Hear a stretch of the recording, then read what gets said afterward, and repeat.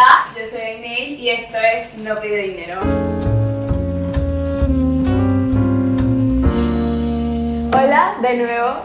Hoy vamos a hablar sobre nuestra última gran hazaña, que es nuestro informe de Crecer sin Papeles. ¿De qué se trata el informe? Bueno, el informe es un vistazo muy actualizado de la situación de los niños que han llegado a España o han nacido en España y han crecido sin papeles. ¿De cuántos niños estamos hablando? Estamos hablando de 150.000 niños, o sea, muchos, de los cuales aproximadamente el 40% tienen 10 años, o sea, hablamos de niños muy pequeños, que se están enfrentando a situaciones muy complicadas donde ellos y sus familias no solamente tienen miedo a ser identificados, sino que también están siendo privados de sus derechos. Derechos tan simples como la educación, derechos tan simples como si se enferman tener acceso a la salud pública. Y por eso quiero invitar, o bueno, voy a invitar hoy a personas que han trabajado en el informe, que saben muchísimo más que yo, a las que le puedo hacer un montón de preguntas y que vamos a ver ahora. Aquí, se quedan aquí, porque no nos vamos todavía. Hoy estoy aquí con Ismael, que Ismael también fue parte del equipo que trabajó en el informe de Crecer sin Papeles. Vamos a tener una conversación más sobre datos, porque él es el hombre de los datos, y las preguntas van a estar basadas en eso. Entonces, bienvenido Ismael, gracias por estar aquí. Muchas gracias por invitarme. Bueno, la primera pregunta, que yo creo que es la pregunta del millón, es ¿de cuántos niños estamos hablando en este informe? Pues según los datos que hemos estado manejando, estamos hablando de en torno a unos 150.000 niños menores de 19 años. Muchísimo, o sea, y aquí es donde nos preguntamos, o sea, ¿por qué crees que nadie antes se había preocupado por investigar esto? Porque, o sea, no estamos hablando de 2, 3 niños, estamos hablando de 150.000 y eso es una cifra súper grande. Sí, bueno, lo más preocupante es que no se sabía incluso la población total, o sea, no solo menores, sino realmente ni siquiera la población adulta se sabía muy bien, no se podía dar una estimación fiable de cuánta gente está en situación irregular.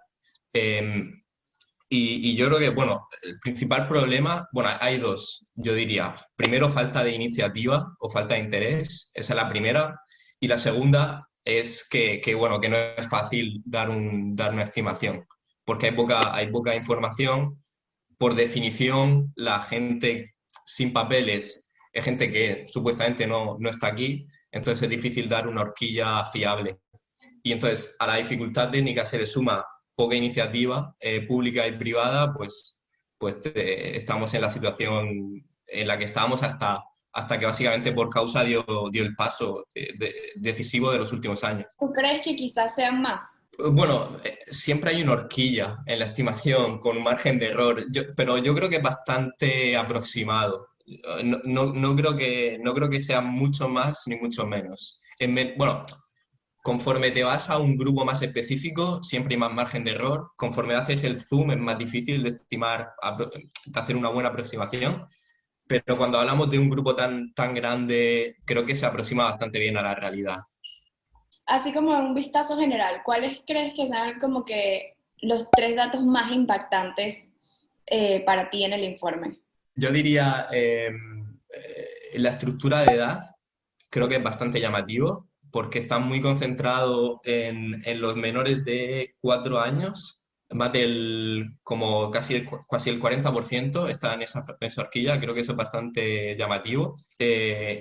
Luego, yo creo que la composición de nacionalidad, bueno, yo diría que esa es la primera, porque realmente pensamos siempre en los irregulares como, no sé, árabes o africanos, etcétera, y realmente y eso, bueno, incluso que genera más rechazo, tener esa imagen un poco distorsionada, y realmente la fotografía un poco más real es más latino, que realmente creo que genera un poquito de menos rechazo cultural. Entonces creo que eso es una cosa interesante y llamativa. Y bueno, y el tercero, ¿qué te podría decir? Quizá el componente género, un poquito más sesgado hacia hombres, también es llamativo. Ok. Bueno, bueno, en la fundación ya no manejamos ese dato, ¿no? Pero creo que un dato valioso que siempre es importante resaltar el hecho de que la mayor concentración está en la comunidad latina. Incluso yo recuerdo que en el informe dice que de cada 4 niños vienen Sí, de América Latina. sí, y además muy concentrado también en 3 países, Colombia, Colombia, Honduras y Venezuela. Bueno, Ismael, gracias por este tiempo y por tu Nada, conocimiento. Yo creo que es algo muy, muy valioso. En este video vamos a contrastar muchas cosas, o sea, desde quienes han estado en periodismo hasta la ilustradora y tú que estuviste con los datos. Entonces, bueno, muy ya bien, pues muy buena iniciativa, la verdad. a ti por ser parte.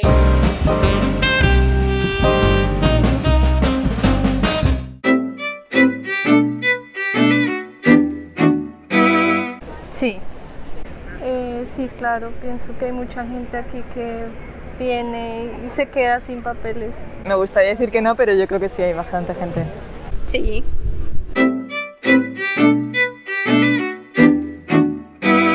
Pues no puede acceder a nada de lo que aquí, o seguridad social, o las ayudas que aquí que se supone que tendrían que poder acceder. Bueno, a medida que pasa el tiempo, al no tener papeles, pues si se llega, no sé, a presentar alguna situación de querer entrar a estudiar o a trabajar, pues lo va a afectar. Pues la verdad es que yo creo que de mayores van a tener bastante problemas en cuanto a la residencia, todos los trabajos, no tener papeles aquí en España. A ver, pues afecta en el que pues viven muchas cosas que a lo mejor si los pudieran conseguir o lo tuvieran no lo vivirían.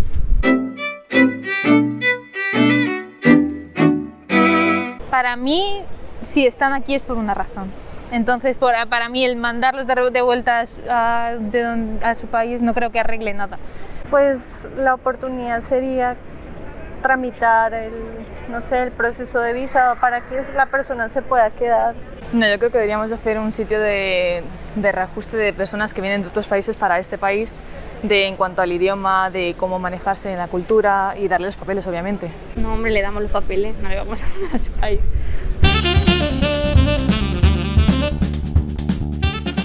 Hoy tengo a Patricia aquí conmigo porque he terminado de leer el informe de Crecer sin Papeles y tengo muchas preguntas. Entonces, como Patricia fue parte del equipo de periodistas que hizo las entrevistas, la invité para que nos dé todos los detalles y podamos abordar a profundidad las historias y los datos más interesantes. Bienvenida, Patricia. Hola, Ney. Muchas gracias. Qué gusto tenerte. La primera pregunta que se me viene a la cabeza es, como periodista, ¿alguna vez habías tratado con niños en este tema de lo que es crecer sin papeles? No, lo que es crecer sin papeles nunca había tratado con niños directamente. Había tratado como periodista con niños, pero en otras circunstancias. ¿Y qué se sintió, o sea, para ti, pues, estar tan de cerca de esas historias que obviamente pues nos tocan algunas fibras sensibles y nos hacen pensar en muchas cosas? Pero te puedo contar que la primera vez que hablé con una de las familias acabé llorando. A la vez que la mamá que me contaba su historia, que era justamente una de las familias que venía de El Salvador y que están esperando sus papeles. Y en ese proceso de saber si van a tener sus papeles, si no, pues la mamá, al contarme solo por teléfono, como el primer contacto que tuvimos, ella se puso a llorar mientras me contaba el proceso por el que estaban pasando, y pues inevitablemente te entra la empatía y acabas identificándote con esa persona. Y claro, y es que bueno, en el informe podemos ver que hay muchas situaciones a las que se enfrentan y que todas son bastante particulares, pero sobre todo que estamos hablando de personas que no han decidido vivir en esta situación, que en este caso son los niños. ¿Qué opinas tú al respecto de eso? Es que son niñas y niños, ellos no eligen estar aquí, ellos no eligen tener papeles o no tenerlos. De hecho, es muy representativo cuando tú le preguntas a un niño por papeles, no sabe qué son los papeles. Tenemos alguna entrevista, ¿no?, de Sadi, por ejemplo, en el informe, que dice papeles. Mis compañeros me decían, vete a la librería por los papeles. Le decían a mi mamá, vete a la librería por los papeles. Rodrigo de Honduras me decía, papeles, pues no sé, para ir a Honduras lo que necesito es una maleta, ropa para ver a mis abuelos y esos papeles de los que habla mi mamá, ¿no? O sea, para los niños es algo tan abstracto que no significa nada y en realidad no debería de significar nada, ¿no? Y yo creo que eso es lo que transmiten las entrevistas, que cuando eres niño o niña, tener papeles o no debería ser una cuestión. Sin embargo, llega un punto que creo que lo vemos un poco con Micaela, que cuando ya llegas a cierta edad y te enfrentas a esto de que quieres tener libertad, quieres experimentar otras cosas, tienes necesidades nuevas, entiendes que esos papeles que antes no significaban nada para ti empiezan a ser importantes porque definen en gran medida tu futuro. Claro, definen si puedes, por ejemplo, conseguir tu título de la ESO, si puedes hacer un grado superior. Deciden si puedes ir con tus compañeros de fin de curso a Francia o no, porque si no tienes pasaporte no puedes ir. Si tu mamá no tiene los papeles en regla, tampoco puedes ir de excursión con tus compañeros. Entonces definen, empiezas a ser consciente de que, porque al principio hay una entrevista que es muy representativa, la de Sadi, que ella habla que al principio al llegar a España culpaba a su mamá por la situación, por cómo se sentía discriminada en el colegio, cuando no podía ir de excursión con sus compañeros, pero al final, después de unos años, acabó entendiendo que no era culpa de su mamá, que no era culpa de nadie, ¿no? Que era la culpa de, bueno, es culpa de alguien, es culpa de un sistema que no está reconociendo a estas personas como entes autónomos en nuestra sociedad. Wow, quería hablar sobre el tema de la libertad, porque cuando te vas porque quieres ser libre, porque quieres tener otro tipo de vida. Entonces, al llegar, la regularización es un impedimento para ti y te está privando de esa libertad por la que llegaste, ¿sabes? Porque al final son niños, pero como niños también experimentamos esas cosas, o sea... Un niño no viene por libertad, un niño viene con su familia. La mayoría de los niños que hemos entrevistado, la mayoría de los niños recogidos en el informe, los datos dicen que vienen con sus familias. Entonces, para ellos no es una cuestión de libertad o no, es el derecho a vivir una infancia normal, una infancia como cualquier otro niño o niña, ya sea aquí, ya sea en El Salvador, ya sea en Colombia, donde sea. Estamos aquí porque producción me ha dicho que no puedo ser maleducada y que teníamos que tener una toma despidiendo a Patricia y obviamente agradeciéndole que se sumara en contra de su voluntad. Muy en contra de mi voluntad. A la entrevista. Así que gracias, Patricia. De nada, Nere. Qué gusto. Esta Sadi es una de las niñas que aparece en nuestro informe y que fue ilustrada por nuestra invitada de hoy, que es Nerea. Denle la bienvenida. Pon unos aplausos ahí. Y yo te traje preguntas para ella. La primera pregunta es, yo quisiera saber cómo te sentiste al hacer este trabajo. ¿Habías trabajado con un proyecto así antes? No, en concreto no, porque son retratos y es algo como muy particular, ¿no? Entonces, bueno, en un primer momento, pues con la responsabilidad de cualquier proyecto, de cualquier encargo, y luego, pues, en concreto con este tema, pues una responsabilidad un poco más grande, ¿no? Porque al final, como en cualquier profesión que tienes que contar o comunicar algo, eso puede tener un impacto. Entonces, bueno, pues es pensar, esto va a funcionar, va a ir a la par con el lenguaje que están utilizando en el informe o que intentan transmitir ellos. Entonces, bueno, sobre todo como de una responsabilidad fuerte. Y vamos, encantada, pues con ganas, sí. ¿Y en qué te inspiraste? O sea, ¿usaste algo para llevar a cabo estas ilustraciones? Casi siempre en todos los trabajos tengo como una carpeta de un montón de archivos, que es como un cajón desastre en el que guardo pues fotografías, referencias de ilustradoras e ilustradores que me gustan o simplemente cosas varias, en este caso concreto pues retratos desde los más realistas a los que no lo son y bueno, pues un poco eso, o sea, la parte de referencia es esa. En último caso, pues la referencia principal, pues los niños en general, o sea, un poco ver cómo captaba pues la esencia de ser un niño, ¿no? O una niña, vamos, de un menor. Un poco eso. Es un batiburrillo de cosas. En el inicio del proyecto siempre es como que tengo de todo, desde colores, texturas, o sea, de todo. Y a nivel personal, ¿sientes que tuvo un impacto en ti este proyecto? Sí, porque me acercó a una realidad que, bueno, pues yo conozco por los medios de comunicación en general como todo el mundo, no tengo la misma información. Entonces, en este caso, pues me lo puse un poco más delante de mí, ¿no? O sea, como más profundizando más. Y y bueno, también conocer a un montón de gente de la fundación que son fantásticas y eso pues me gustó mucho.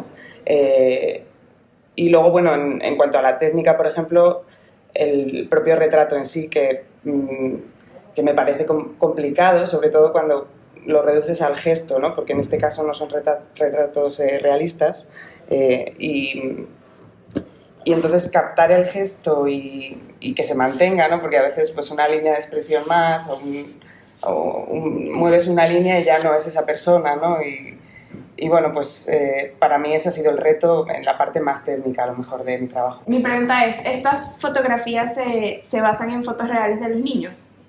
Sí, o sea, son un montón de fotos, bueno, de diferentes encuadres, diferentes enfoques, algunas familiares, lo único que en este caso sobre todo salen los niños. Yo así, o sea, como ente externo del proceso, a mí me encantó porque yo creo que las ilustraciones le dieron un toque muy, muy personal y yo creo que eso que querías buscar de transmitir la esencia de los niños se siente y como que las imágenes también te van contando y te ponen en contexto de esas historias. Entonces me gustaría que mostráramos, a mí me encanta esta, la del niño, porque Cuidado. un niño siendo un niño y aquí están los hermanos.